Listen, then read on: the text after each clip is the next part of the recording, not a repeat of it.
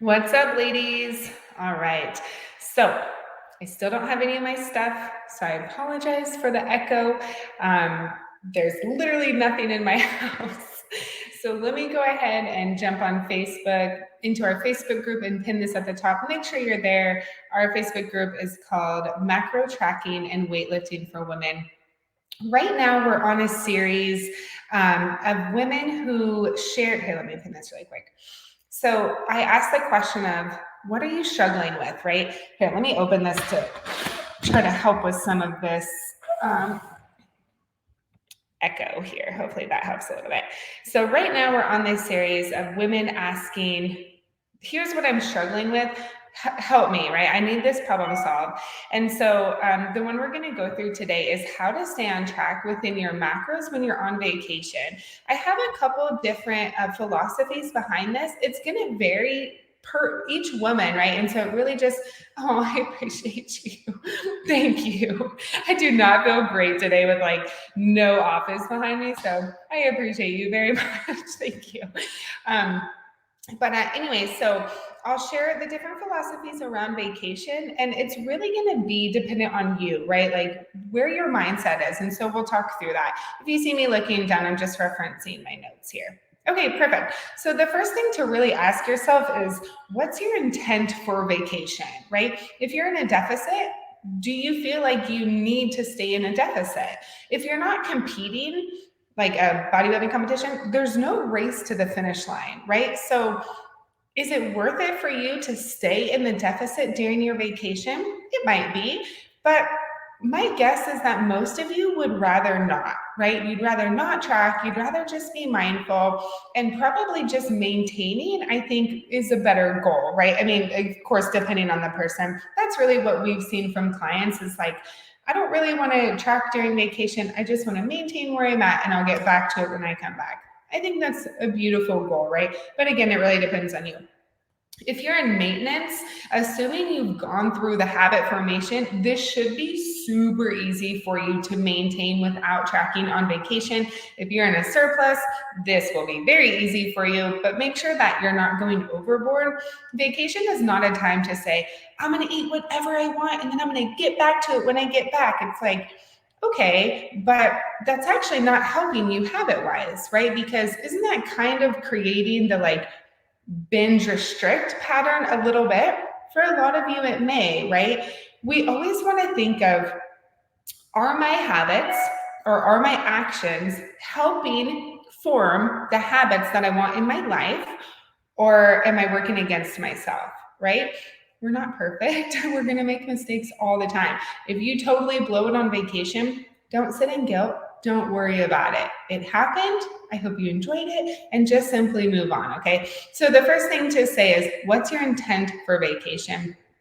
I'm going to move forward, assuming that most women will say, I just want to maintain, I want to enjoy myself, I don't want to track, and I don't want to gain any weight. Okay.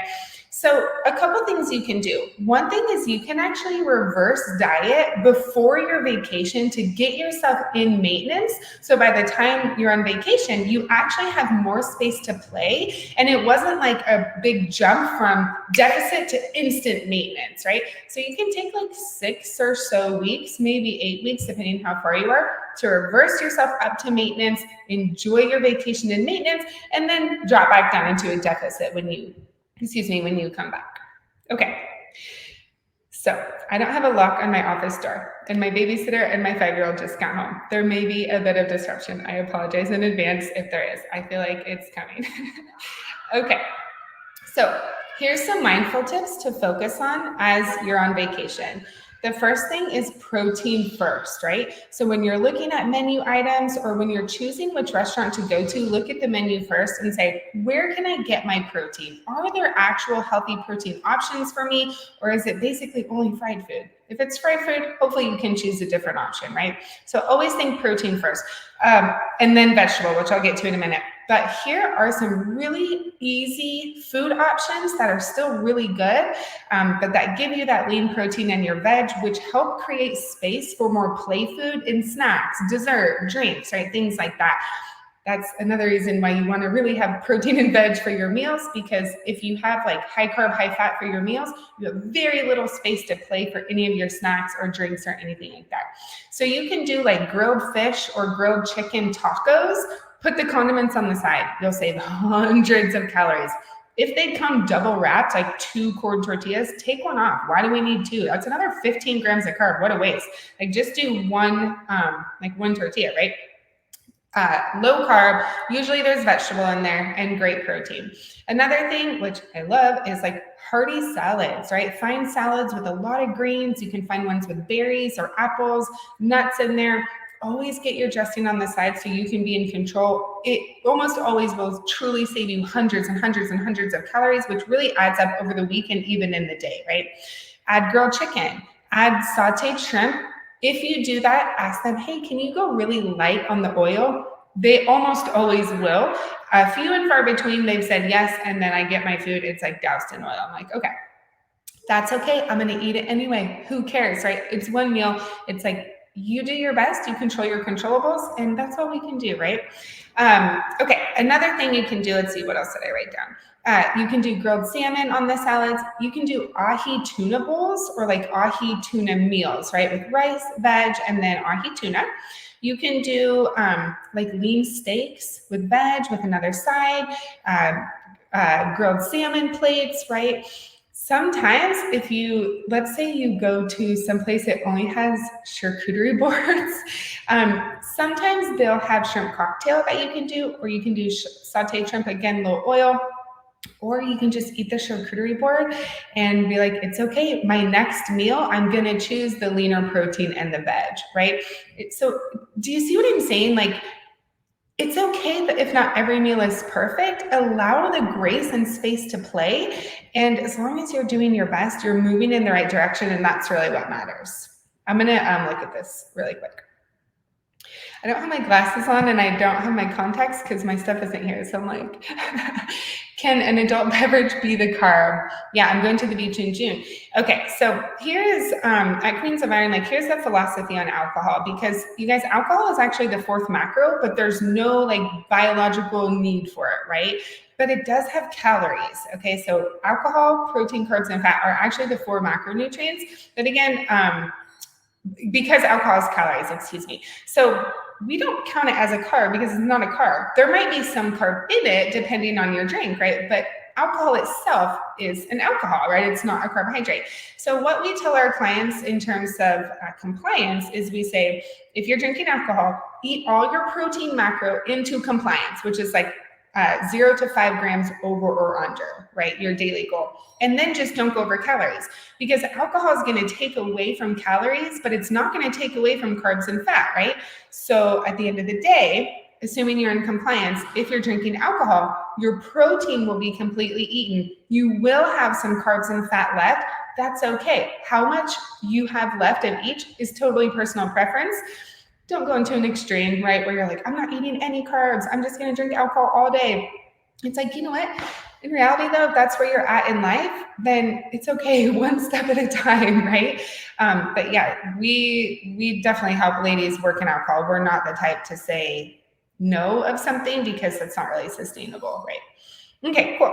So the first thing, just as a reminder from mindfulness tips, when you're eating out, for tracking or not tracking, is always in your eyes the first thing on the menu. Where can I get the leanest source of proteins? Where are my options with lean sources of proteins, right? Sadly, they're kind of few and far between a lot of time. Okay, the next thing is, where can I get vegetable? So your mind is always on, where can I get a protein and where can I get a vegetable? This will take you really, really, really far. Like surprisingly, it makes such a drastic difference. We've had lots of clients go on vacation. They were mindful. They used these tools. They came back. They did not gain an ounce of weight. Why? They practiced the mindfulness tools. They practiced self-discipline, and they still had grace for themselves when they weren't perfect. And it actually worked out really well. Okay. So the next thing is the veg and fruit, things like that. Okay. Now, next, drink a lot of water, ladies. Even like when you're eating, put the fork down, have some water, pick the fork back up, right? It's so simple, but it actually makes a huge difference. It causes you to slow down. It also causes your stomach to feel way more full. Sweetheart, I love you. Please exit. I told you, ladies. I'm sorry about that. No, sir. Put it down. Okay. All right. Okay. Thank you, ladies, for your patience. Okay. So drinking lots of water, chewing your food all the way really, really helps. It's surprising how sometimes we're so hungry and we just like smash our food down. On that note, you guys, when you're very hungry, sometimes a salad is the last thing you want because you're like, this is not going to get me full. Are you kidding me right now, right? Usually in the first couple of bites, it actually becomes very satisfying and very satiating. So that's when you really need to practice self-discipline and say, this really is the best option. I'm going to get it. If I'm still hungry, I can get something else, right? Another thing too, though, especially for weightlifting women, we need our carbohydrates, right? So sometimes personally, I'll do like a grilled chicken Caesar and I'll do a side of focaccia bread on the side. Be careful, eat like one piece, right? Maybe two, depending on the size. But sometimes that is a good option because the other options are like a massive bowl of pasta and it's like 70 grams of carbohydrate, right? So just take a moment to really analyze the menu and say, okay, emotion aside, what are the best options for me? And then choose it, eat it, then know, hey, I can get something else if I'm still starving. I hope that's helping, ladies. Mom life. Thank you. We're trying. In my new office, there's no blinds and it's not upstairs. And so it's like you walk in the front door and it's like, Mom. So thanks. Okay. All right, let me see what else I have. Yeah. So the last thing I said was relax and have a really good time. And again, it depends on the woman, but if you were one of our clients, personally, I would say, love, don't worry about tracking. You don't need to track and be strict with macros on your vacation. Enjoy your vacation. Practice your mindfulness tools because that's practicing habits to become who you want to be, right? Ladies, we want to live a super healthy, fit body and lifestyle, right? We want to have high quality of life, be physically able forever, right? To get there, it requires the habits that create that. That doesn't just happen because you're good for a time, right? That requires becoming. And so on vacation, instead of taking it as like a break of life, take it as like, cool, I get to practice becoming who I want to become in a different way today. Not tracking, but being mindful. And that's awesome. And if you totally blow it and have way too many margaritas and chips and salsa, enjoy it. And the next day, move on. The next evening or the next minute, move on. It's okay. It's okay. What we repeatedly do is what creates the result. These few and far between things, ladies, don't stress. Don't stress about it. Enjoy the journey. Have grace for the journey of becoming. It will never happen overnight, nor should it, right? Because we're not robots, and that's okay. It's the beautiful process of becoming that version of yourself that you really want to be. So, okay, wonderful. Ladies, I hope that helps. Any questions? Did that help for vacation? Any questions, and did that help? I'd love to know.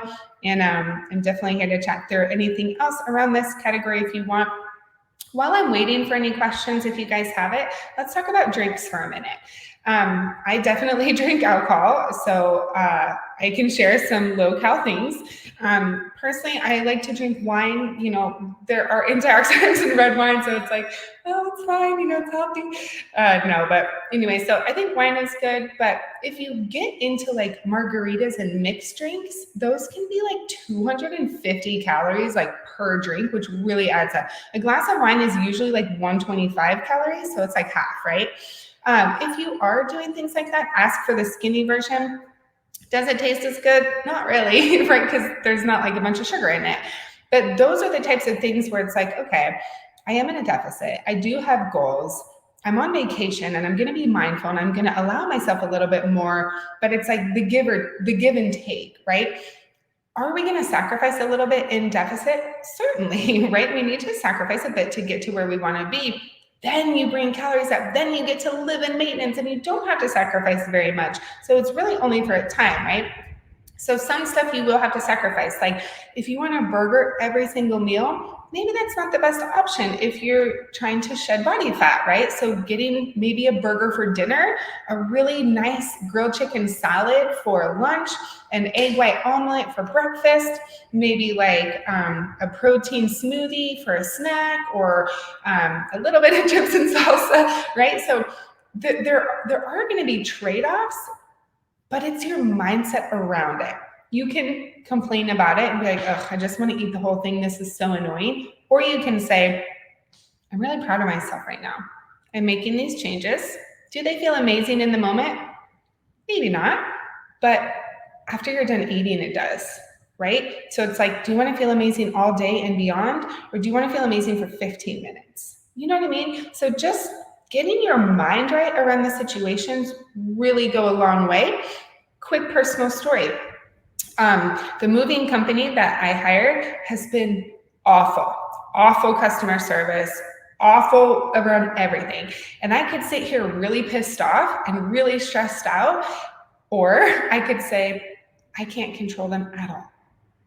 I can't control them at all.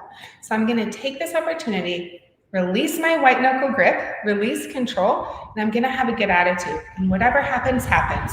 It's just stuff. It's totally okay.